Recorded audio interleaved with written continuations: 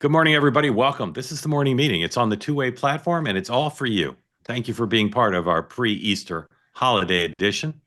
Dan, Sean, and I are here on behalf of you and the American people to walk you through the day with peace, love, and understanding in this time of this season, more appropriate than ever to extend the presumption of grace to all. So thank you for that. Right. Here on the two-way platform, please raise your hand if you'd like to get in the conversation. I already see a few hands up. Would love to see some more, including new people. We've had many new people this week, which we love.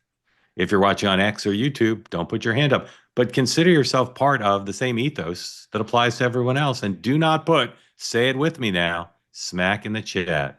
Contest today, name this logo. Someone just got it. What'd they say? Sevilla.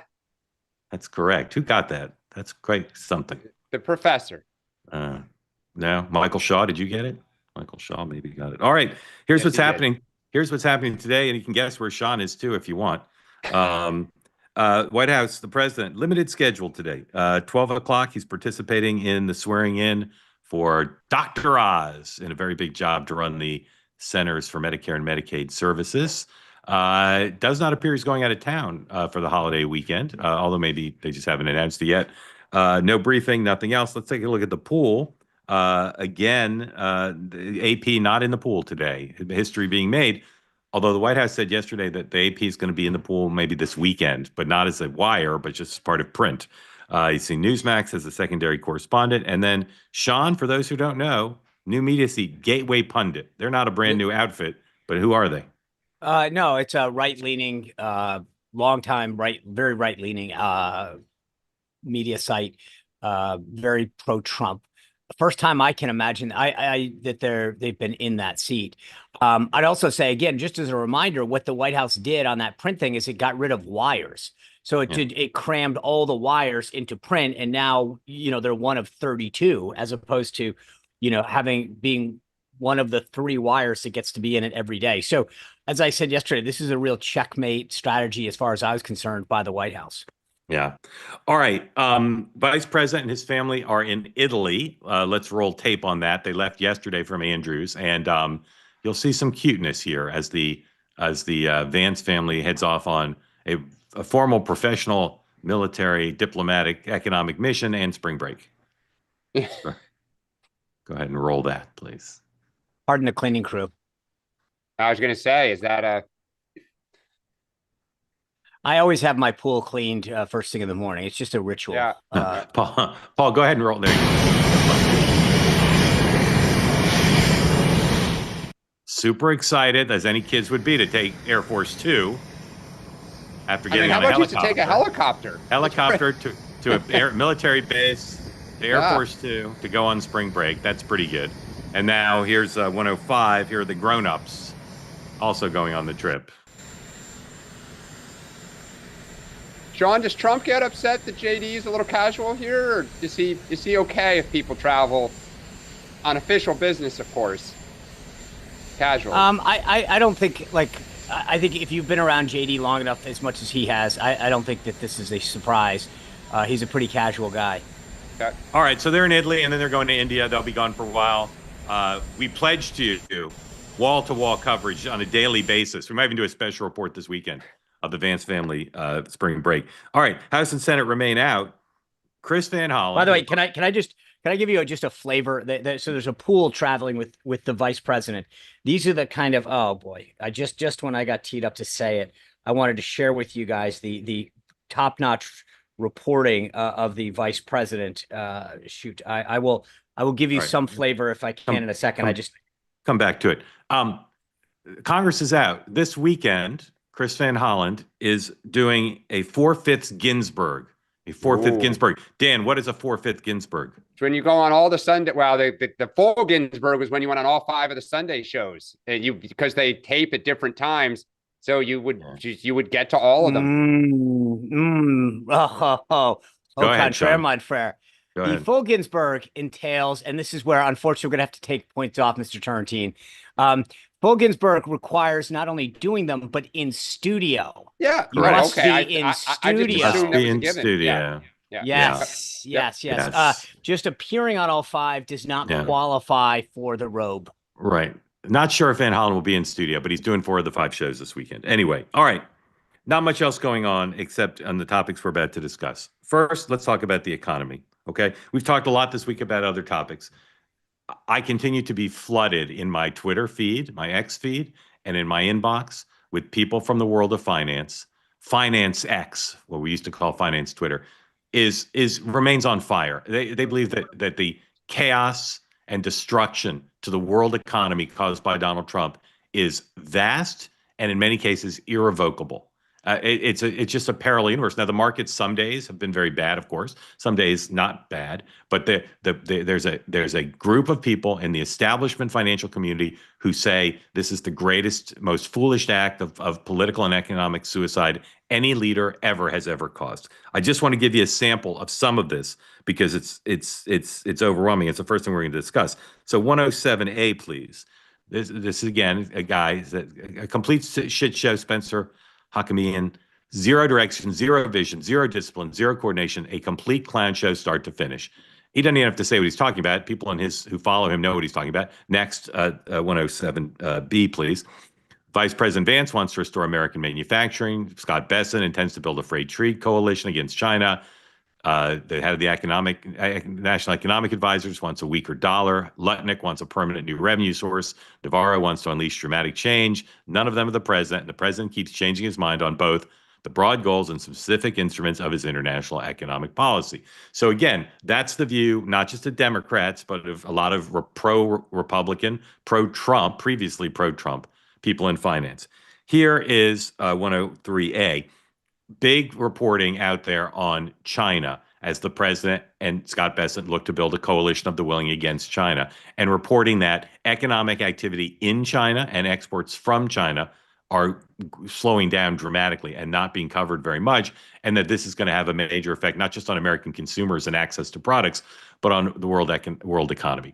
Number one here, see, parts of the U.S. economy are in a sudden stop. There's a wide range of anecdotal evidence and port data indicating import orders from China are halted, being canceled. Okay.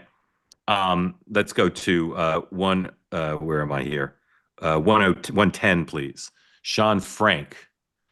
You can skip over this one. Sorry. Oh, so he says he's looking for an off-ramp. So in other words, some of the analysis from people in the economic world is this is such a disaster that they're back to saying not we're going to have to adapt to this and deal with it, but that it's got to stop. That Trump has to find an off-ramp. And now 110, please. Second order effects. Ocean freight out of China is dead. Prices should collapse, right? Well, if it is dead, ships aren't sailing. They're just canceling the voyage instead of losing money on the cargo. So ships are waiting around for weeks, waiting to fill up, driving up the cost to get on actual departure. This is impacting, again, it's going to impact the American consumer, it seems, but it's impacting American businesses that rely on parts and finished products made in China to come to the United States. They're now not coming. So, Dan, is this community overreacting, or are they foreshadowing a significant recession?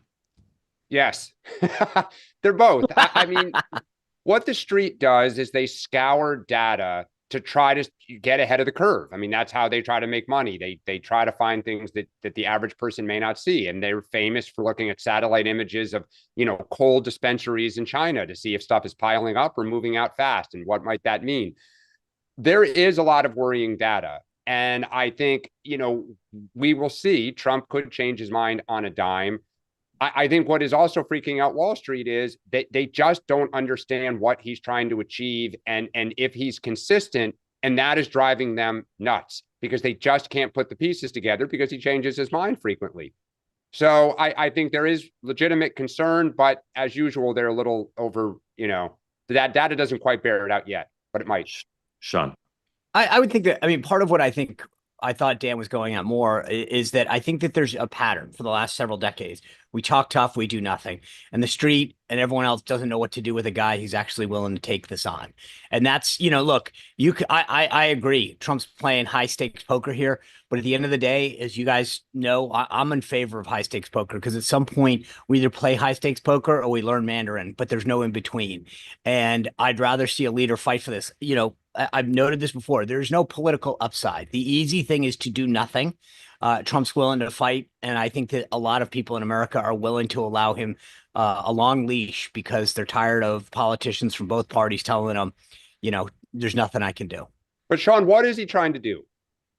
Well, I mean, I think it's mostly trying to get a better deal, especially when it comes to China. I think that's where his head's at. You've heard him again. I go back to what's the consistent message over the last 40 years.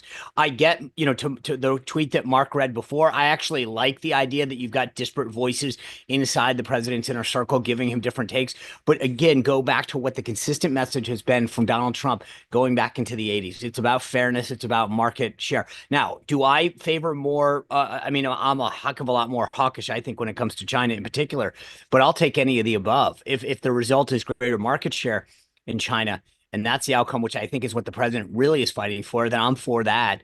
For me, I come down as not just market share, but I want us to build more in America. I want to be I want to reel back a lot from them. So, but there's none of the things that he mentioned that I'm against. I mean, that I think any conservative is against. I mean, market share, cudgel against China, you name it, I'm for all of it.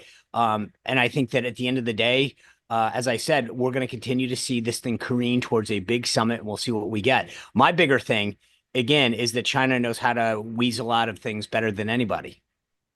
Mark, yeah, and they're patient. Well, so a couple things. First of all, they put out a statement this morning in the wake of yesterday's meeting with the Italian prime minister saying, very, very upbeat, very unified statement. And they said the president is, likely to go to Italy to meet with her there, and that maybe he would meet the European Union officials there as well. So as you sort of think about the futures calendar, it seems like eventually there'll be a meeting with Xi, but perhaps first there'll be a meeting with the Europeans, and if they can unite and maybe get them to cancel the EU trip to Beijing, that might be strengthen the hand in negotiating with China eventually.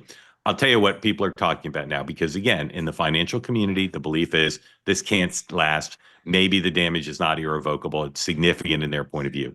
They're looking for the Supreme Court to strike the tariffs down, and they're wondering. Not going to happen.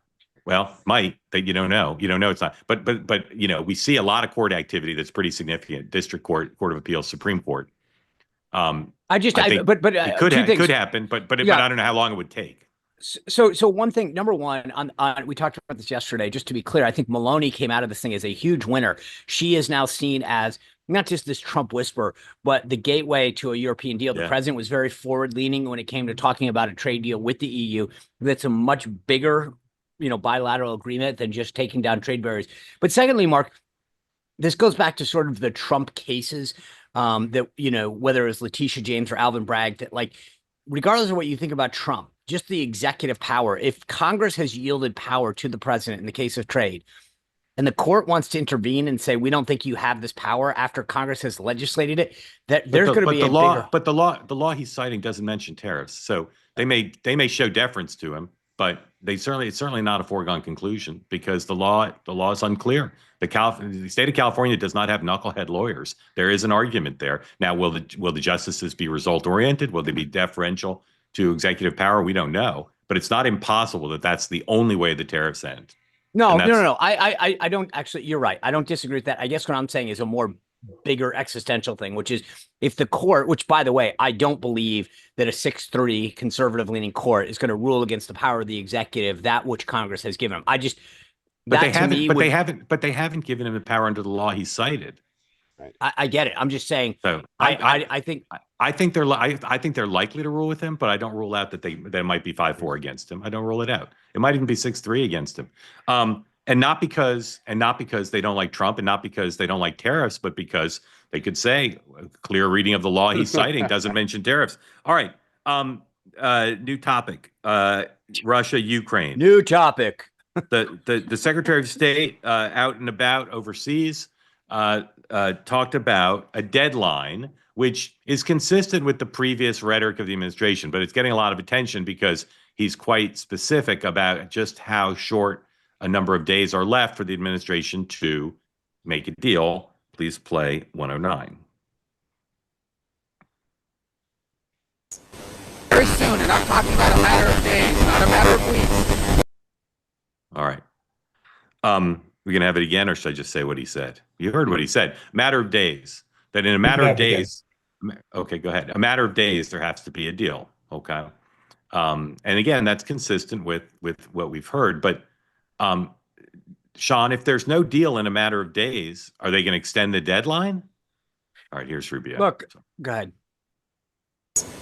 Very soon, and I'm talking about a matter of days, not a matter of weeks, whether or not this is the war that can be ended. If it can, we're prepared to do whatever we can to facilitate that and make sure that it happens, that it ends in a durable and just way. If it's not possible, if we're so far apart that this is not going to happen, then I think the president's probably at a point where he's going to say, well, we're done. You know, we'll do what we can on the margins. We'll be ready to help whenever you're ready to have peace. But we're not going to continue with this endeavor for weeks and months on end. So not in continue with the endeavor of trying to lead peace talks, but does that also mean, Sean, not continuing the endeavor of sending military and other aid to Ukraine to keep Russia from winning the war? You know what I read into that? Hey, Zelensky, wake up. Time's ticking. Right, I mean, to me, I get it. But they're so far, they're so far apart, it appears. So right, but I think part of this is this was getting Zelensky back to the table. I think there's obviously look, Dan, you're right. I mean, obviously Putin as well, but I think part of this was making sure that these guys understood. The reason I say that is I think that Putin actually wants this to go out, and I think this gets Zelensky to understand that either he can put his lot in with Europe, which is pretty useless, or he can actually realize that there's an opportunity for a deal here. Okay, but no offense to Marco Rubio, but Marco Rubio saying something on a tarmac is not going to get the parties close enough together to have a deal. I think that to me was a clarion call. That was pretty big deal to say matter of days. It is on the face of it, but it's not going to. I think the chances of its success are limited. And again, I ask Dan, let's say there's no progress in the next couple of days. What's the alternative at that point? I'm surprised, Sean, that you're saying that like Zelensky is the problem here. Putin is the problem. We just talked, I think it was earlier this week or the end of last week. He's still bombing, sites and still on his front foot. Oh, no. I'm sorry, Dan. You're right. I guess my point is that there has to be maximum teamwork to say we've got to be willing to make this deal to go against Putin, because if Zelensky's holding back and Europe's not on fully on board, it makes it hard to go at Putin. That's what Putin wants. So just to be clear, I agree. Like part of this though is me saying that Europe and Zelensky need to get the message that either we all go at this together and we take him down, or this is going to go on. Well, and I think so. So the interesting thing, I'll say two things quickly. One is we've seen a lot of carrots to Putin. Sean, you've said at some point Trump does not like being embarrassed. And in my opinion, he's been humiliated. So where's the stick? What is the stick for Putin? The second thing is we just talked about Trump going to Europe potentially to meet with the Italian prime minister and potentially the EU. This is where the world gets complicated. The EU wants him present and us present to defeat Putin and save Ukraine. Now we're going to beg them, because I think it's interesting Trump's going to them potentially to talk trade, not you're begging me, everyone's calling us, everyone wants in. Like he may be the beggar on the economy and they may exact a price on Ukraine.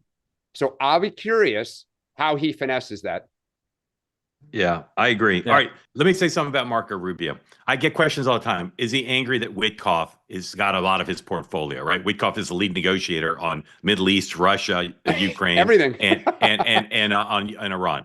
And my answer to that is no, because he's got young kids and he's fine not being on airplanes constantly. However, there's a degree of chaos in this administration's national security process that does not fit well with Marco Rubio's sensibility about how foreign policy is supposed to work. He was the top Republican on the Intelligence Committee. He dealt with these issues in a very organized, mature, adult, rational, organized way.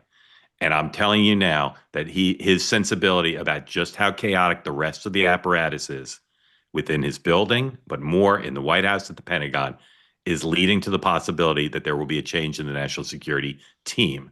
That's what I'm here to report for you today. Sean. Look, I don't disagree with your analysis, but I will tell you, Marco Rubio watched every episode of season 1.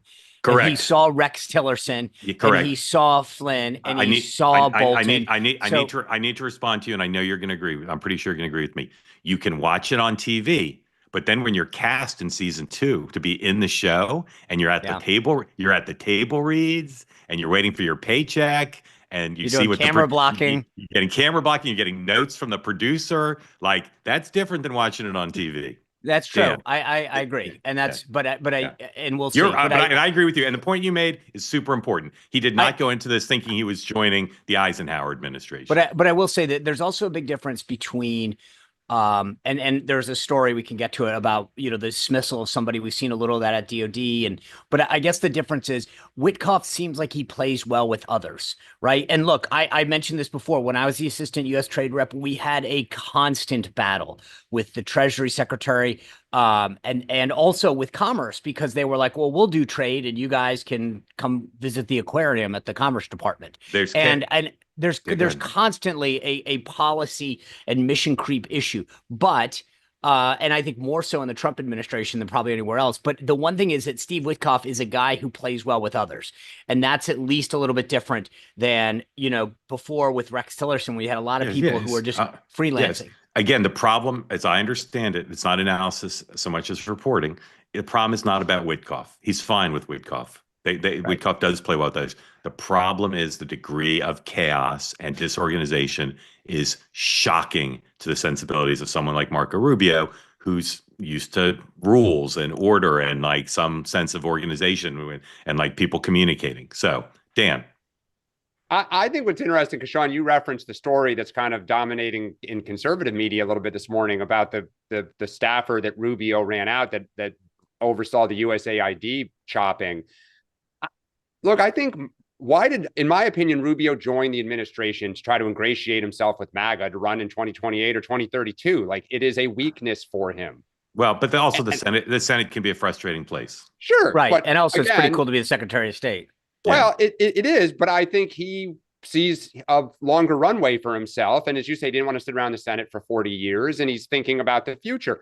What's interesting is you sense MAGA still doesn't like him, doesn't trust him. And so there is chaos. There are people out for him, it sounds like. And you just wonder, does he come out of this more harmed than helped by going in for his future? So he is one of the first prominent establishment Republicans ever to have MAGA come after him, because they came after him when he tried to do a bipartisan immigration bill that had and talked about a path to legal status, right? I worked with him on that. Okay. So he's been through it, and his reaction to that was to go super MAGA, right? Basically say no more bipartisan immigration efforts, et cetera. And then to join the administration, be very supportive of the president. This is less for him, even though he's being hit ideologically. This is less for him, as I understand it, about ideology, to quote the Michael Dukakis line, than it is about competence. There's just simply a level of dysfunction in this foreign policy apparatus that, as I understand it, he finds shocking. Okay, we'll see what the implications of that are. All right. By the way, I will say this, just, Dan, you referencing the story that's in Politico. There was a guy who was charged with, executing on the USAID firings and whatever. I will tell you, I think that was overhyped by Politico in terms of that guy didn't get fired just because Marco Rubio, right, exactly. Like the PPO team. And this is not, without getting into it, there are a few other departments where there is a similar person that is there that I wouldn't be surprised in other places where there's one or two people that are not playing by the rules, not coloring within the lines, that I think might be pushed out. But PPO, the Presidential Personnel Office, signed off on that. That was not just a straight up headshot. Rogue. Exactly. All right. Again, if you want to be on the conversation, please raise your hand. Kilmar Ábrego García remains in El Salvador, but he did get to visit late last night. You can roll in these photos, please, number 106, with Maryland Senator Chris Van Hollen. We also had last night, we talked about it on 2-way tonight, the Court of Appeals decision that broke relatively late yesterday, saying the 3-judge panel, including unanimously written by a Reagan appointee nominee, very concerned that the administration is potentially, arguably, clearly, depending on your point of view, violating the orders of the court. So that's a big concern for them. This guy is never coming back. If he does come back, he'll never be free in the United States. He will either be in a prison in El Salvador, he'll be in a prison in the United States, or he will be sent to some third country. And the Democrats continue to celebrate him, call him by his first name, talk about how important it is to bring him home. Heather Cox Richardson wrote this morning about how she said he's in the country, in the United States legally, she said. And there is just a great belief on the left that championing him, not championing due process or respect for the rule of law, but championing him is the right thing to do. That is not the view of the Trump administration, of the politics of this. Put up 111, please. The president this morning, in reaction to Chris Van Hollen's trip, posted this on Truth Social. Chris Van Hollen of Maryland looked like a fool yesterday, standing in El Salvador, begging for attention from the fake news media or anyone grandstander. There's also a White House War Room tweet just now showing the president meeting with the mother of the slain Maryland woman killed by someone in the country illegally, juxtaposed with a photo of Van Hollen meeting with Garcia. And then, of course, Stephen Miller on Fox News last night made clear how he sees this issue. Please play 108B. Sean, we've reached a point in American politics. All right. Stand by. Sean, we've reached a point in American. All right. We'll wait for that. Go ahead and put up 108A, and we'll see the tweet. I can read what he said.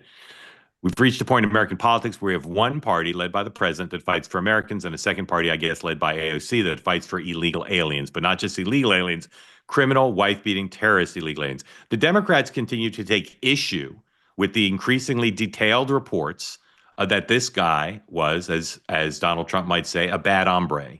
Okay? Now, whether you want to say quibble with the details of is he a wife beater? Is he a terrorist? Is he a trafficker? Is he a gang member?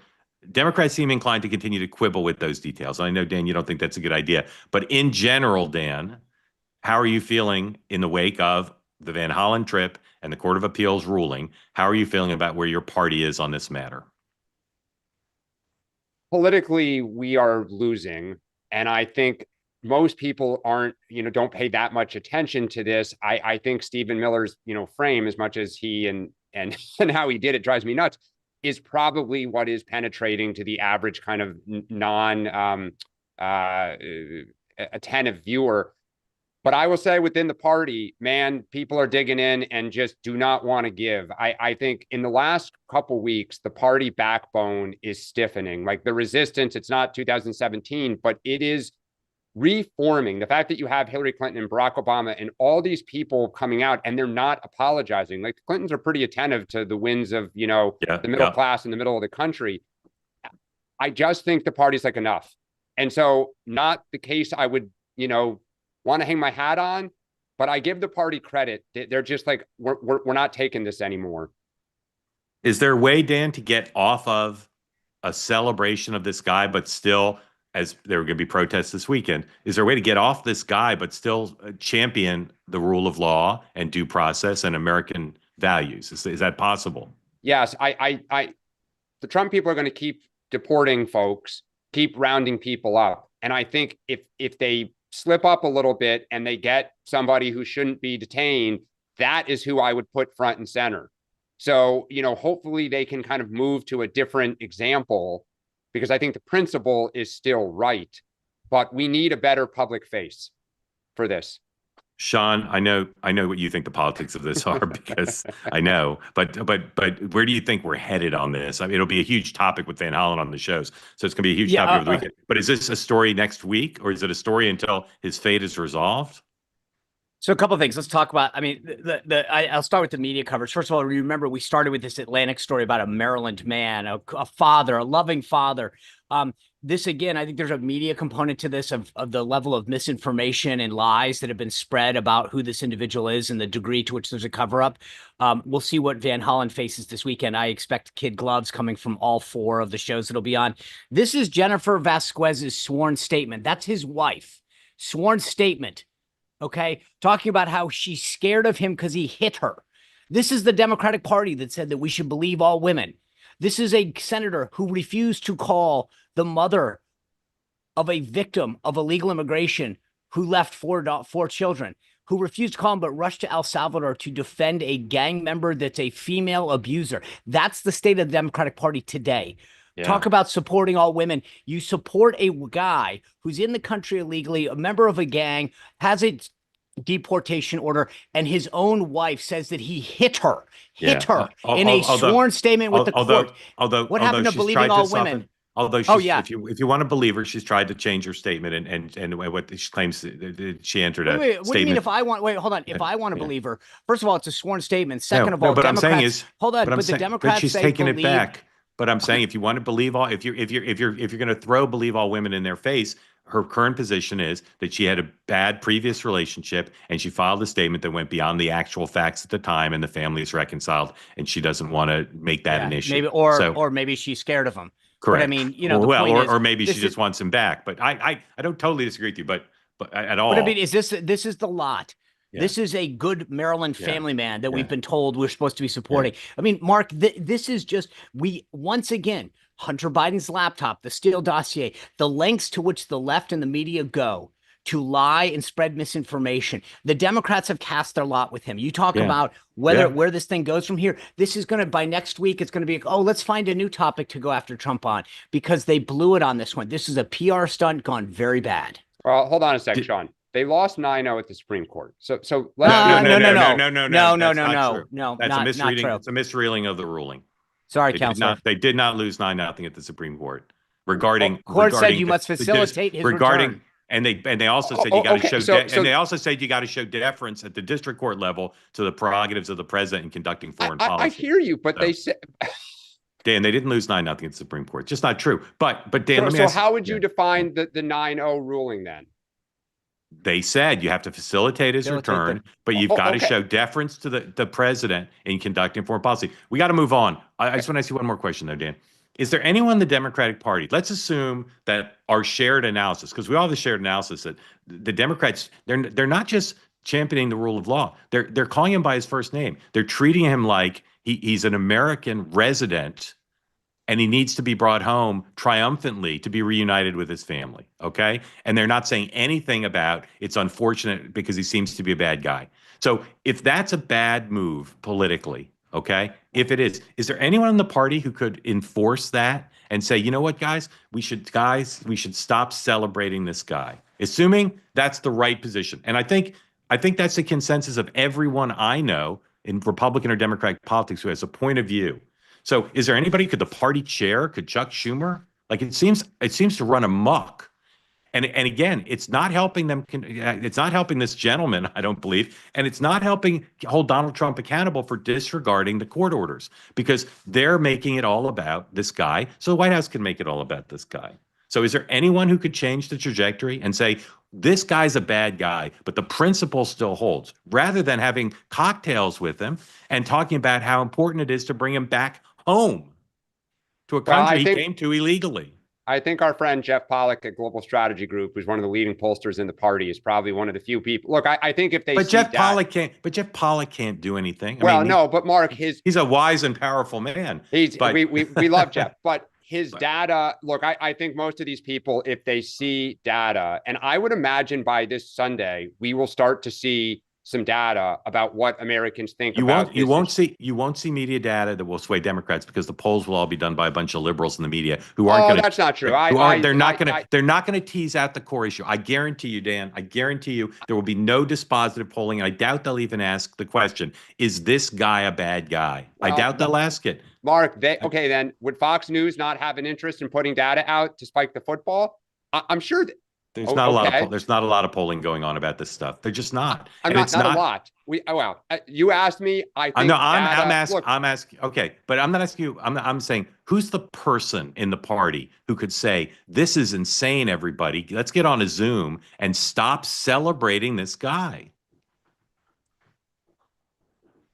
He can't answer. He's that Dan question froze. just Dan froze froze, him. not me. Froze him. All right, raise your hand if you want to. Raise your hand if you want in the conversation. Somebody take a screen grab Dan's of that thinking. thing. He's thinking. He's thinking. Sean, do your winners, losers, and what to look for while we wait for Dan to come back.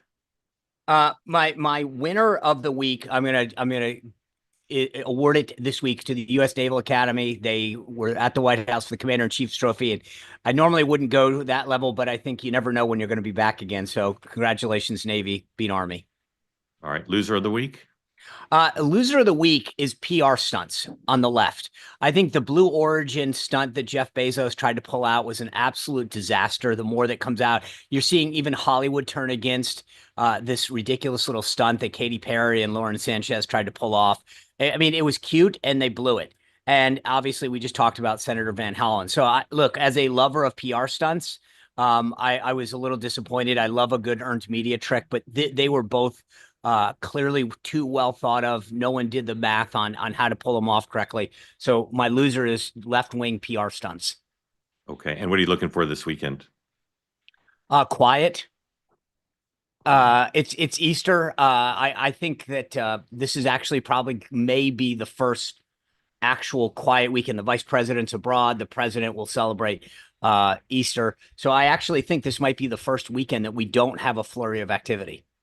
Okay. And then also I will look at how they treat Van Hollen. I mean, that's going to be interesting, whether it's a pivot and talk about the budget now that he's, blown himself up on this issue.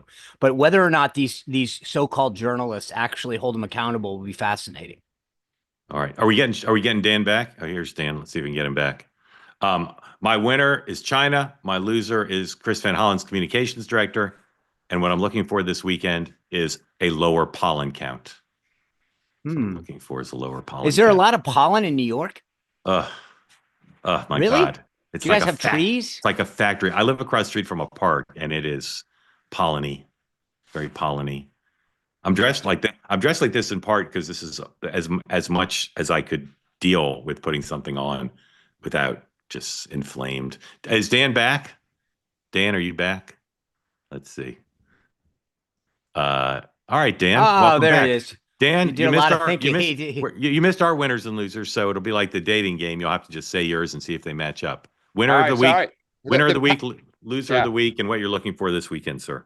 Sorry, the power just went out in our house. Happy Friday. My winner is the White House press team because they are winning the Garcia case.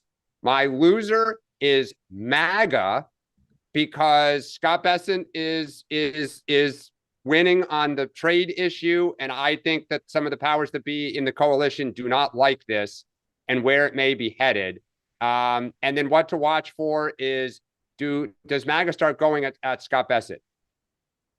Okay. You saw Laura Lomer when.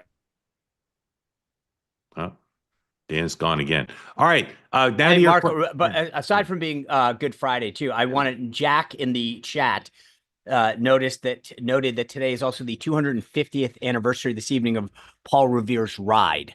So just a little historical piece of data that's from the chat. No smack there, just straight facts. 2th by land. All right, Phoebe, welcome in. We haven't seen you in a while. Very grateful to see you and your little cute child. Bring him back if you can. But welcome in. Tell folks who don't know where you are and what's on your mind.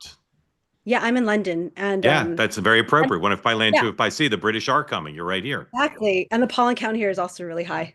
Yeah. I've never had hay fever, but this year it's been I just got it really bad. So I totally empathize.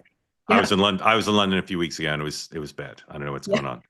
Tell us what's on your mind and thank you for joining. I haven't been on for a while, but I always watch the clips on YouTube. But this is a question specifically for Sean, but for all of you, because it's kind of a general question. Because Sean's had daily contact with Trump, but I'd just like to know, do you think is Trump particularly well read? Like, I'm just wondering how deep a thinker he is. Like, specifically, I'm thinking about China and the tariffs, and I'm wondering, like, how much does he think about? Does he take the long view of Chinese history, the century of humiliation, and the kind of relationship with with the staunch and transcendence right now? Because I guess more broadly, does it even matter if a president is particularly well read or not? Yeah, those are great questions. I'd love to know if he could explain the concept of saving face or face. Be curious to know. Sean, is the president well read, and does it matter? Great questions. I think the question is he well informed? And I think part of the story we talk, and I say that respectfully because I mean the level, even when I was there the other day, there was a very robust discussion going on several issues among 6 or 7 staffers, and he was probing them. It's very Trump. That's how he is. Everybody comes in and he starts going, do you agree with that? Do you agree? Why not? Boom, boom, boom, boom, boom. That's just, and so I actually, and as a guy that learns very similar, like I actually am much more visual and auditory than I am. I mean, I enjoy reading, but I think I can, when I am able to bounce questions, and he literally will fill the Oval Office and ping people off each other. Do you agree with that? Why not? What do you know? Why do you not? I mean, and I actually think that it's a very healthy way for a president to look at decision making. He doesn't walk in saying, I'm doing this. So does he gets briefed all the time on a national security level. He gets a PBD, presidential daily briefing. But then he also literally encourages folks of all sorts. In fact, I mean, again, I've been part of this where on the staff side and then on the non-staff side, where you hear about Trump all the time, asking people, what do you think? Hey, Phoebe, let me ask you about blah, blah, blah, blah, blah. Or Mark, you heard what I mean, like, he is very engaging on a whole host of issues. So is he well informed? Absolutely. Mhm. Sorry. Phoebe, what do you think of the tariffs? What do I think about the tariffs? Well, I mean, I'm happy we're not affected in England. You know? Yeah. Yeah, finally, I mean, yeah, finally prices here are actually better, I think, than the US. They're going to be better than the US. So it doesn't affect me personally that much. I think it's a really, I mean, it was really audacious. I think it's like, yeah, I'm just astounded kind of by the audaciousness of it. And I just think there's just no way that China can back down. I mean, in terms of saving face, in terms of standing up, like always considering itself a superior civilization, never wanting to be kind of below anybody, backing down. I just don't see how. Yeah. I agree with you. I'll just say, and I think Sean agrees with this, the president has such high human intelligence. He is so good at reading people. And Joe Biden has known Xi for much longer than Donald Trump has known Xi. But I have no doubt that if success for America in this trade war is dependent on Donald Trump understanding Xi, his motives, the pressure points, the weaknesses, the strengths, I have no doubt that the U.S. is well served in that respect, because he's very good at reading people. But there's a lot of history there that's part of it that I would not say the president's a China scholar. How about that? But Phoebe, when the president and senior officials get briefed, the intelligence community will come in and Right. really give you an understanding of that person, their motives. So it's not just, here's what we want, here's what you should get. It's here's their weaknesses, here's their strengths, here's how they've acted in the past. So you come in and it's a dossier on how to deal with that person, their background, their previous negotiations, the success that some people have had. So you walk into a meeting, any meeting, frankly, especially with another world leader, very, very well prepared. Now, whether, and like I said, and then you get your own staff take on that as well. Yeah. Dan, welcome back. Phoebe, thank you. Thank you for joining. Appreciate it. Good to have you here. Amy, welcome in. Tell folks who don't know where you are, what's on your mind. Hi, I'm in Very Colony, Virginia. And this is not what we're talking about, but I think that the parents of kids with autism across America are losing their minds. And I just wanted to share a book that my book club read in January, a book of beautiful, dare I say, poetic essays by non-speaking autistic young adults, edited by a non-speaking young adult with autism at the University of Virginia. I'm outraged, I'm sad, I'm beside myself, really. And it's a very big deal to me. Head Start is also a very big deal to me, but the lack of respect, the lack of understanding, on the part of whom? Kennedy. Okay.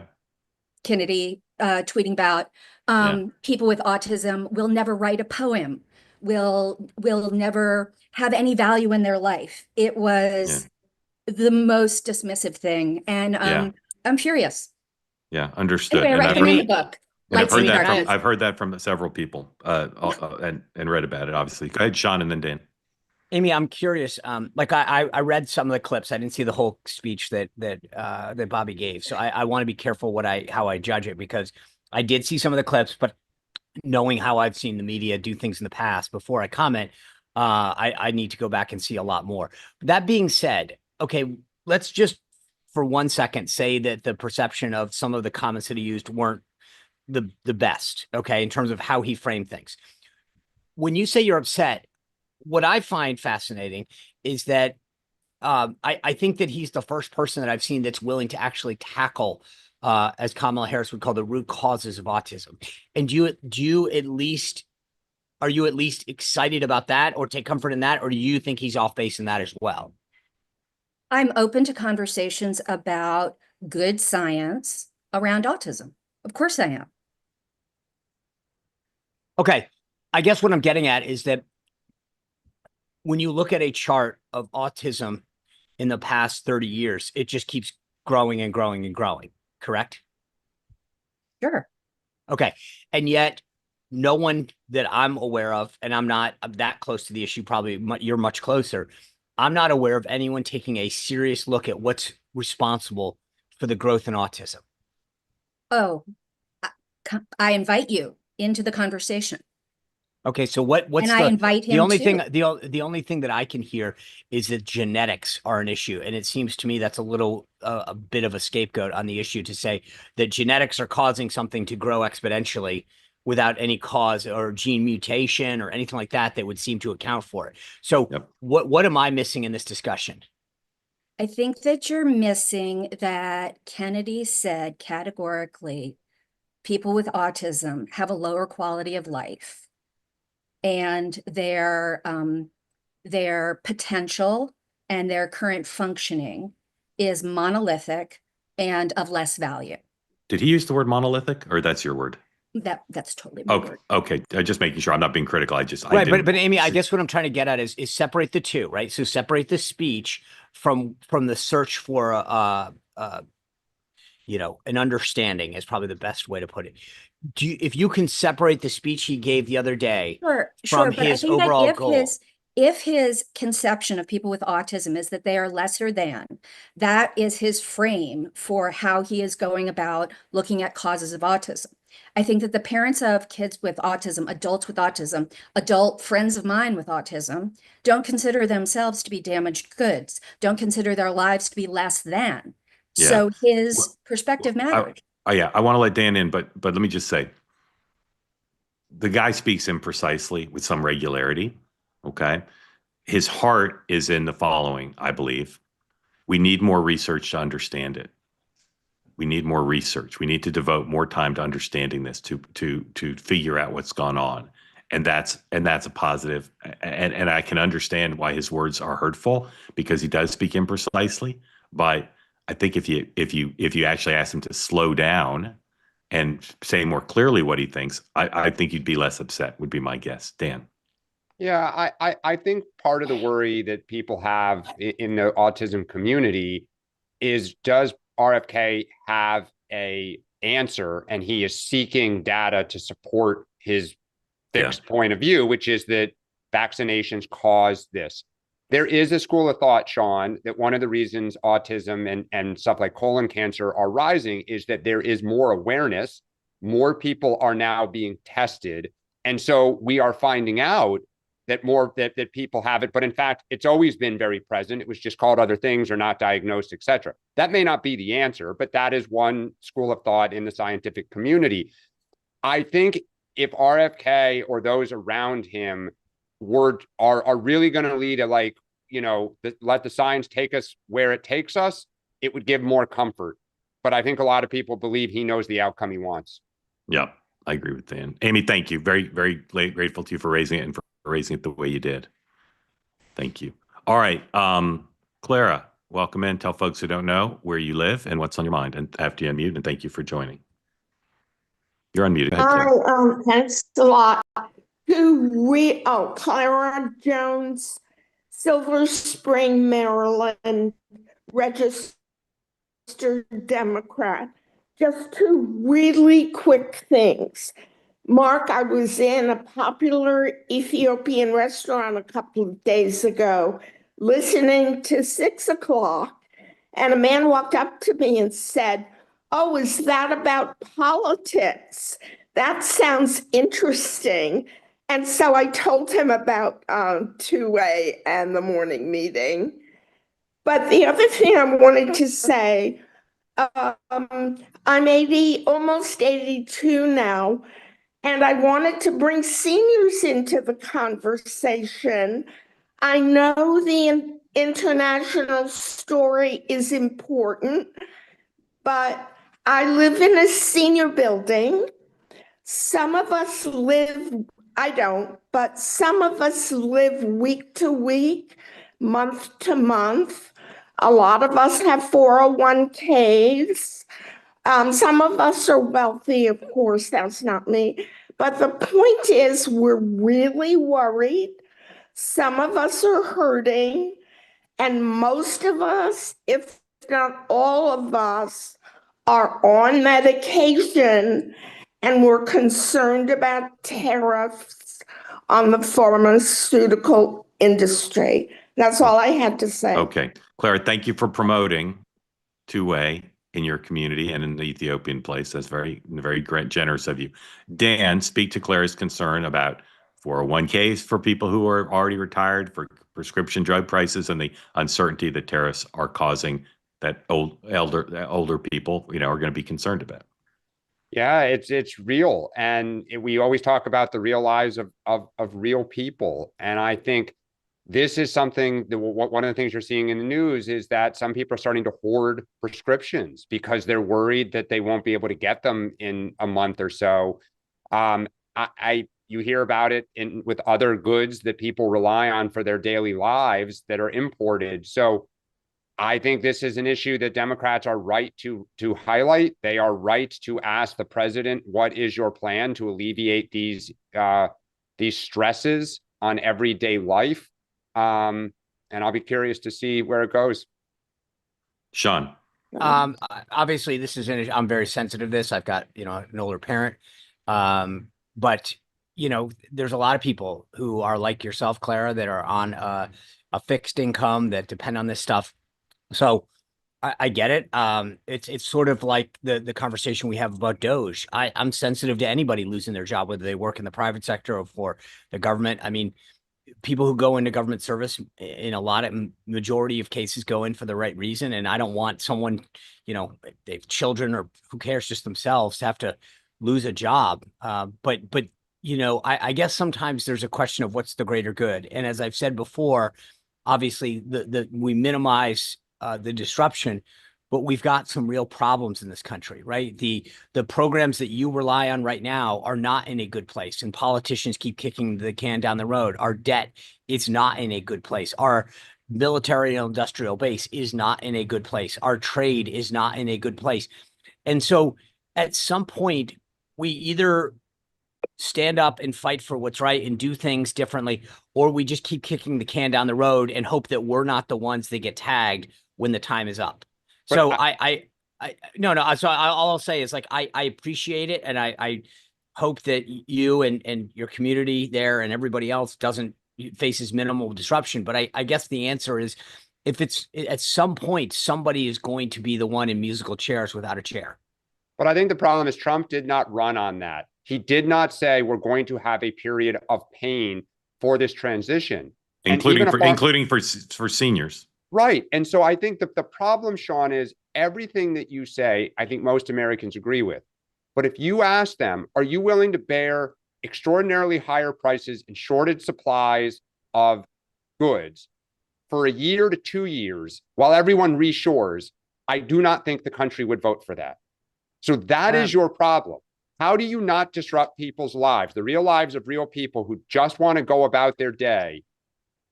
But Dan, I guess that's my point. You're absolutely right. At some point, though, the question is, who will face that? Because we can either go through a period in which we right the ship, or you continue to go out to sea and say, the storm's coming. I just don't know who's going to get hit with it. Well, but the other way to look at that, Sean, is, and I keep going back to this, you're asking 65, 70% of the country to bear the burden to fix it for 30, 35%. That is not a winning strategy in politics. Never has been. Clara, we're so grateful to you for coming on, and we hope you have a great weekend, and we hope you'll come back soon. Haley, welcome in. Tell folks where you are who don't know and what's on your mind, please. Hi, guys. Happy holidays. Haley. And to you. And I'm from Dallas. I'm actually soon coming back to New York, so that's exciting. I basically just have two things to say. One is connected to the two-way communities. Clara reminded me that I also had a run-in with community member this week. I work at the local JCC here, and one of the members came up to me and basically said to me, "Does the name Mark Halperin mean anything to you?" And so he recognized me from the platform, and it just shows that we have the best community really out there. So I just Awesome. want to Thank you. mention that. Thank you for sharing that. That's awesome. Clip it. Send it out.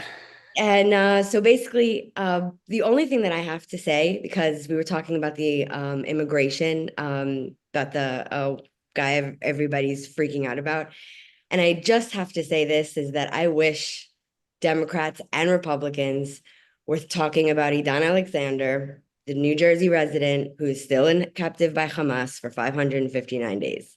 Yep. And I really wish that everybody was talking about him, because he is an American citizen and he's still there. And that's all I have to say. Thank you Haley, for can that. I ask you a question? Please. How do you feel about the news that Trump waved Israel off attacking Iran and is seeking to negotiate with them? I'm not happy, but I'm also not one of the Israelis that is happy with the war. I do believe that this war should have ended a very long time ago. I don't believe that we should be continuing. I understand Trump's vision for peace, and I am mostly on board with that. But I feel when it comes to the Middle East, there's a lot that people don't understand about the region, and that some things are missing. And I don't think that the IRGC is a regime that can be negotiated with. Haley, thank you for that. Thank you for coming on. Dan will pick you up at the airport, so send him your flight information. Sounds good. Thank you. Laura, welcome in. We just a few minutes left, but wanted to get you in. Grateful to you always for joining. So let's tell folks from Long Island what's on your mind. Long Island. All right, really quick. Back to Kilmar. So if any Democrat asked me for advice, I would just be wary of the polls because they can be wrong. I've had that experience myself, and even the best guys can be wrong. I think focusing on the issue of due process is always a better idea than focusing on a person, because you can dig up crap on everyone. I mean, all of us are fallible in some way. And so make it about due process, and make it about America. Make it a patriotic issue, because that is what it is. I mean, after we talked about this the other day, I went back and I read the Constitution, and I saw that actually people living here who came illegally do have some due process rights. So let's get back to the fundamentals. This is a crazy idea that I'm going to leave you with. But you know those We the People t-shirts with the font of the Constitution and all of that? I think, why not take that back? Why not be the party? Why not be the people who really do stand for the Constitution for we the people? Hillary Clinton and Dan would both agree with you on that. Yeah, just not here. I think this is like Willie Horton, Michael Dukakis. Yeah. Also, I think it's really tough to spend 4 years weaponizing the judicial system and then pivot to due process. Yeah, Trump's the thing helping is, us with that. I feel that I can say this because I'm not running for anything. I'm not advising. I'm not consulting. I don't want a job from anyone in politics. So I feel like I can actually speak from the heart, which is a beautiful thing. Yeah. Laura, thank you. Love having you on. Thank you for that. Thank you. All right. Sean, what do you have tonight? Well, first of all, one quick thing we didn't get to. We talked about the court real quick. The really interesting that the court ruled that they're going to hear this case on birthright citizenship. I think at some point this could be huge. Just the idea that they're taking it, I think, is a win for Trump. It's a bunch of cases, including the tariff case, and we don't know when the court will take these cases in every case, when they'll hear them, and how quickly they'll turn these opinions around. And it's vitally important. And I urge fast track. Rocket docket. Sorry, Sean, go ahead. Well, yeah, hopefully they space him out, because we can only talk about so much on an hour-long show. So if any of the justices are listening, could you guys think about scheduling these things appropriately for the show? Tonight, Andrew Klavan is on the show. It's Good Friday. He's got a brand new book out about finding the goodness in the dark. We're going to talk a lot about, obviously, what's going on with tariffs and this Abrego case, but then we'll also get into some of the great insights that he has on the state of our culture today. Andrew Klavan just never disappoints when it comes to culture, and like I said, of all days to talk about God, this is the weekday that you want to do it.